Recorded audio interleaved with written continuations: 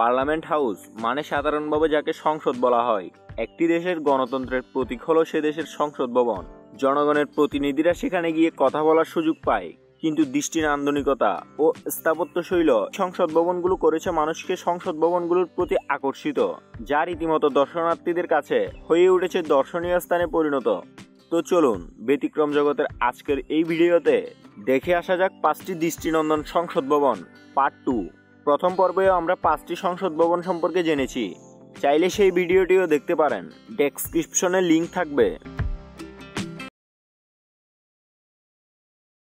Number 5, parliament house, Canberra, Australia. ক্যানবেরায় অবস্থিত সংসদ ভবনটি ক্যাপিটাল হিলের উপরে পার্লামেন্টারি ট্রায়াঙ্গেলের দক্ষিণের শীর্ষে অবস্থিত, যার নির্মাণ কাজ শুরু হয় 1981 সালে আর সম্পন্ন হয় 1988 সালে। সংসদ ভবনটি উদ্বোধন করেছিলেন 9 মে 1988 সালে, 36 বছর আগে অস্ট্রেলিয়ার রানী দ্বিতীয় এলিজাবেথ। এই সংসদটি তৈরি করতে খরচ হয় আনুমানিক $1 বিলিয়ন। ভবনটি উচ্চতায় 107 মিটার বা 351 ফুট। এই সংসদ ভবনে 4700টি কক্ষ রয়েছে এবং অনেক এলাকা জনসাধারণের জন্য উন্মুক্ত, যা ব্রিটিশ হাউস অফ কমন্সের রঙের স্কিমের স্মরণে হাউস অফ রিপ্রেজেন্টেটিভস সবুজ রঙে সজ্জিত। যাই হোক, ইউক্যালিপটাস পাতার রং বা অস্ট্রেলিয়ান গুল্ম বোঝানোর জন্য চেম্বারটি নিজেই 172 জন সদস্যের আসনের জন্য ডিজাইন করা হয়েছে। অস্থায়ী আসন সহ মোট 240 জন বসার আসন আছে। প্রেস গ্যালারিটি এগিয়ে পাবলিক গ্যালারিতে 388টি আসন রয়েছে বাম এবং ডান দিকে। শব্দরোধী গ্যালারিগুলো সরাসরি এর উপরে রয়েছে, কারণ হাউসের সদস্যরা উপস্থিত থাকলে কোনো কথা বলার অনুমতি নেই। নাম্বার 4, সংসদ ভবন, নিউ দিল্লি, ইন্ডিয়া। ভারতের সেন্ট্রাল তিস্তা রিডেবল পয়েন্ট প্রজেক্টের অংশ হিসেবে নতুন দিল্লিতে একটি নতুন সংসদ ভবন তৈরি করা হয়েছে। 28 মে 2023-এ প্রধানমন্ত্রী নরেন্দ্র মোদী স্বাধীনতার গুরুত্বপূর্ণ 75তম বছরে এটি উদ্বোধন করেছিলেন। বিল্ডিংটি 150 বছরেরও বেশি সময়কালের জন্য ডিজাইন করা হয়েছে। ভারতের বিভিন্ন অংশের স্থাপত্যশৈলীর অন্তর্ভুক্ত করার সময় এটিকে ভূমিকম্প প্রতিরোধী করার জন্য ডিজাইন করা হয়েছে। নতুন সংসদ ভবনটি হলো একটি ত্রিভুজাকার আকৃতির বাড়ি, যা নতুন দিল্লিতে পুরনো সংসদ ভবনের পাশে অবস্থিত। নতুন ভবনে লোকসভা এবং রাজ্যসভা পাশাপাশি সংসদ সদস্য ও কর্মীদের জন্য অন্যান্য অফিস ও সুবিধা রয়েছে। নতুন ভারতীয় সংসদ ভবনের একটি ত্রিভুজাকার বিন্যাস রয়েছে, যার আয়তন প্রায় 65,000 বর্গমিটার। এটি বর্ধিত আসন ক্ষমতার জন্য চাপের প্রয়োজনীয়তাকে মোকাবেলা করে। 888টি আসন সহ একটি বৃহত্তম লোকসভা এবং 384 জন সদস্যের জন্য স্থান সহ একটি বর্ধিত রাজ্যসভা। নতুন ভারতীয় সংসদ ভবনের 6টি গেট রয়েছে, যা প্রকৃত এবং পৌরাণিক প্রাণীদের নামে নামকরণ করা হয়েছে, যা এর প্রবেশদ্বারে ভারতীয় সংস্কৃতি এবং পৌরাণিক কাহিনীকে উদ্ভাসিত করে। এই দরজাগুলো হলো গজাদ্বার, অশ্বদ্বার, গরুর দ্বার, মকরদ্বার, শার্দুলাদ্বার এবং হামসাদ্বার নামে নামকরণ করা হয়েছে। Number 3, Republic house, Romania. House of Republic বা রিপাবলিক প্যালেস নামেও পরিচিত রোমানিয়ার পার্লামেন্ট আসন প্রাসাদটি, যা উচ্চতায় 84 মিটার বা 276 ফুট। নির্মাণাধীন অবস্থায় প্রাথমিকভাবে হাউস অফ দ্য রিপাবলিকের নামকরণ করা হয়েছিল। 1989 সালের ডিসেম্বরে রোমানিয়ার বিপ্লবের পর প্রাসাদটি দ্য পিপল হাউস নামে ব্যাপক পরিচিতি লাভ করে। 2020 সালের হিসেবে সংসদের প্রাসাদটির মূল্য $4 বিলিয়ন। এটি বিশ্বের সবচেয়ে ব্যয়বহুল প্রশাসনিক ভবনে পরিণত হয়েছে। শুধুমাত্র গরমে বিদ্যুৎ এবং আলোর খরচ প্রতি বছর $4 মিলিয়ন ছাড়িয়ে যায়।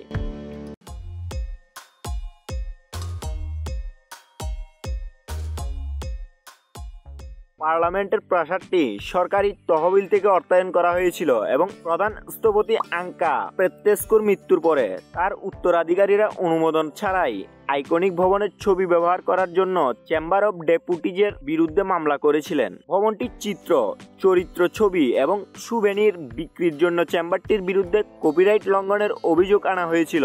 এই সংসদের প্রাসাদ তার ওজনের কারণে প্রতি বছর 6 মিলিমিটার বা 0.24 ইঞ্চি ডুবে যায়।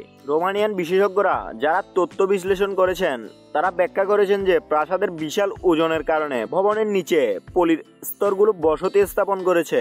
ভবনটি প্রায় সম্পূর্ণরূপে রোমানিয়ান বংশোদ্ভূত সামগ্রী দিয়ে তৈরি করা হয়েছে।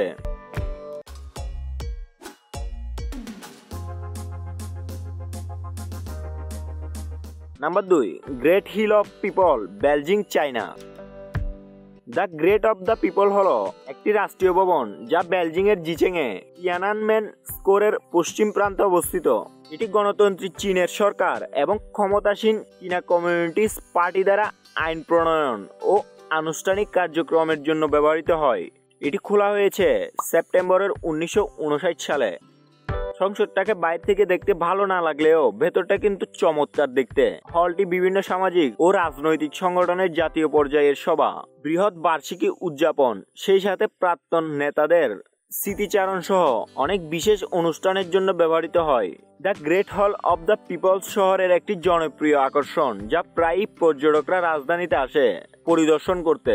গ্রেট হল অব দ্য পিপল হলো বেইজিং এর রাজনৈতিক কেন্দ্র এবং ন্যাশনাল পিপলস কংগ্রেসের বাড়ি। প্রতি বছর মার্চ মাসে গ্রেট হল অব দ্য পিপল লিয়াংহুই অনুষ্ঠানের আয়োজন করে, যেখানে Chinese People's Political Consultative Conference এবং ন্যাশনাল পিপলস কংগ্রেসের উভয় অধিবেশনে মিলিত হয়। 1959 সালে গ্রেট হল অব দ্য পিপলস নির্মিত হওয়ার পর এটি প্রতি সপ্তাহে 1 বা 2 দিনের জন্য জনসাধারণের জন্য উন্মুক্ত ছিল। ভবন এবং এর প্রধান গ্রেট অডিটোরিয়াম একটি পর্যটন আকর্ষণ হিসেবে জনসাধারণের জন্য উন্মুক্ত থাকে যখন এটি ব্যবহার করা হয় না। Number 1, parliament building, Sri Jayawardenepura, Kotte, Sri Lanka.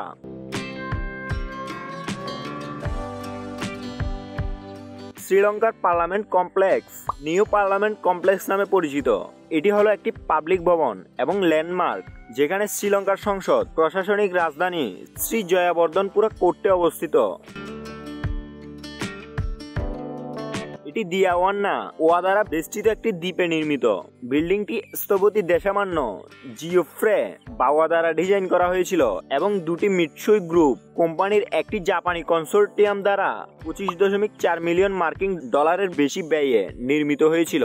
প্রকল্পটি 26 মাসের নির্ধারিত সময়ে শেষ হয়েছিল। এটি আনুষ্ঠানিকভাবে 29 এপ্রিল 1982 সালে তৎকালীন রাষ্ট্রপতি জে.আর. জয়বর্ধনের দ্বারা খোলা হয়েছিল।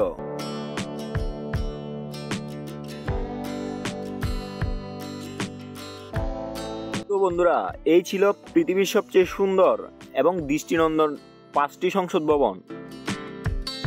ভিডিওতে দেখানো কোন সংসদ ভবনটি আপনার কাছে বেশি ভালো লেগেছে তা কমেন্ট করে জানান এবং ভিডিওটি ভালো লাগলে লাইক করতে পারেন। এরকম নিত্য নতুন ভিডিও দেখতে আমাদের চ্যানেলটি সাবস্ক্রাইব করে পাশে থাকা বেল বাটনটি ক্লিক করুন।